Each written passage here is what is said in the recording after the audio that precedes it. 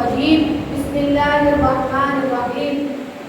آج میں اپنی تقریر کا آغاز ان اشعار کے ساتھ کرنا چاہوں گا کہ منفعت ایک ہے، اس قوم کی انسان بھی ایک ہی سب کا نبی، دین بھی ایمان بھی ہے، حرم پاک بھی اللہ بھی قرآن بھی ہے، کچھ بڑی بات تھی ہوتے جو مسلمان بھی ہے، فرقہ بندی ہے کہیں اور کہیں جاتے ہیں، فرقہ بندی ہے کہیں اور کہیں جاتے ہیں، کیا زمانے میں پرکھنے کی یہی باتیں ہیں؟ صدر ذی اقوال، عزیزان گرامی اور معزز مہمان کرام، السلام علیکم ورحمۃ اللہ وبرکاتہ۔ میرا موضوع ہے ایک مسلم حرم کی پاسبانی کے لیے۔ یہ بنیادی طور پر قرآن پاک کی آیت وَاعْتَصِمُوا بِحَبْلِ اللَّهِ جَمِيعًا وَلَا تَفَرَّقُوا کی عملی تفسیر ہے، کیونکہ فی زمانہ ہم مسلمان جس قدر فتنہ و تفرقہ بازی کا شکار ہے، اس سے قبل نہیں رہے۔ جناب صدر، آج ملت اسلامیہ اپنے تاریخ کے انتہائی نازک ترین دور سے گزر رہی ہے۔ طاغوتی طاقتیں اپنے پورے لاؤ لشکر سمیت اسے صفحہ ہستی سے حرف غلط کی طرح مٹا دینے کے لیے سب فرا ہو رہی ہے۔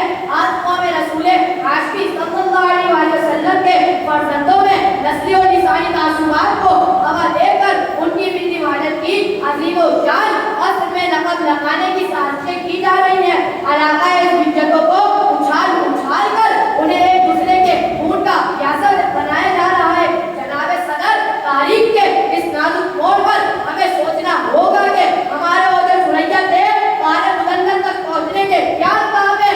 ہم جو کبھی پہلوان فاخر حجاز سے اب بٹکے ہوئے آہوں کی طرح مارے کیوں مل رہے ہیں؟ ان سوالات کے جوابات کے لیے ہمیں تاریخ عالم پر ایک اجڑتی ہوئی نگاہ کو ڈالے۔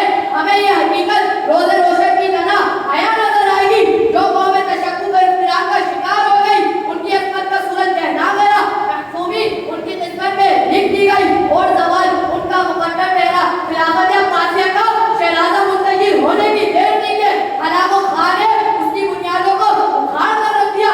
مغلیہ سلطنت کے انتشار کی ہوا کیا چلی، برطانوی سامراج نے اسے اپنے آئینی سکنجے میں جکڑ کر تیموری جوہر کی ٹمٹماتی ہوئی شمع نگول کر دی۔ صدر ذی اقوال، آج جب ہم عالم اسلام پر نظر ڈالتے ہیں تو دل خون کے آنسو ہوتا ہے۔ احساس کی لہریں مجسم سوال بن کر پوچھتی ہیں، کیا ہم اسی قوم کے فرزند ہیں جسے خیر الامت کے لقب سے سرفراز کیا گیا تھا؟ آج ہماری غیرت و حمیت کو کیا ہوا کہ ہم نے دوسروں کی غریب و غریب کو اپنا شعار بنا چکے ہیں، دوسروں کی ذہنی غلامی کو اپنی سعادت خیال کرتے ہیں، اور پھر جب کوئی جواب نہیں بن پڑتا تو اقبال کی روح عطائے کعبہ کے روح جانے پر ماتم گناہ نظر آتی ہے، اور اس روح جانے پر بھی کچھ نہ بولا والی حالت جاری ہوتی ہے تو اقبال کی روح برم ہوتی ہے۔ بائیں ناکامی متائے کارما جاتا رہا، بائیں ناکامی متائے کارما جاتا رہا، کارما کے دن سے احساس کیا جاتا رہا۔ صدر ذی اقوال، آج جب کہ مسجد اقصی سے اٹھنے والے دھوئے نے مسلمانوں کی آہوں میں آگ بھر دی، بیت المقدس کی سرزمین حرم کے پاسبانوں کو پکار رہی ہے، اے اہل وفا، تم کہاں ہو؟ آؤ میری حکمت کو پامال کرنے والوں کو نیست و نابود کر دو۔ تو دنیا اسلام کو وقت کے چیلنج کو قبول کرتے ہوئے اتحاد و حمایت کی راہ پر گامزن ہو جانا چاہیے، اور حرم کے دشمنوں کی گھنوانی سازشوں کو ہمیں ناکام بنانے کے لیے ہمیں ایک سیسا پھیلائی ہوئی دیوار بن جانا چاہیے۔ صدر ذی احتشام، میں اپنی تقریر کا اختتام اس شعر پہ کرنا چاہوں گا کہ ایک ہو مسلم حرم کی پاسبانی کے لیے، ایک ہو مسلم حرم کی پاسبانی کے لیے، نیند کے ساحل سے لے کر